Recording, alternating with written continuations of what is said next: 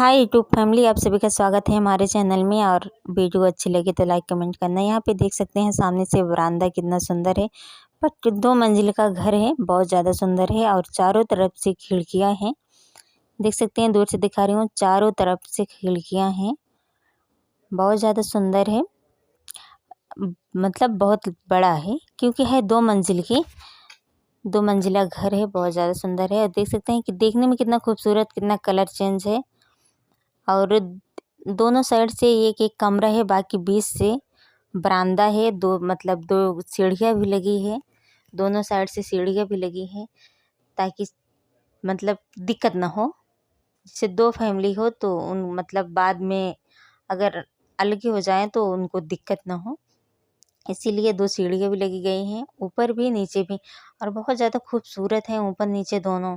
ऐसा लग रहा है कि जैसे दो मंजिला है, जैसे लग रहा है कि 3 मंजिला है।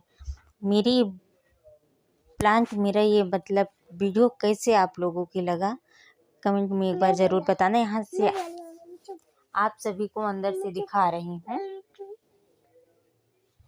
देख सकते हैं कितना खूबसूरत लग रहा है, बहुत ज़्यादा। यहाँ ऊपर से भी देख सकते हैं कितना खूबसूरत है।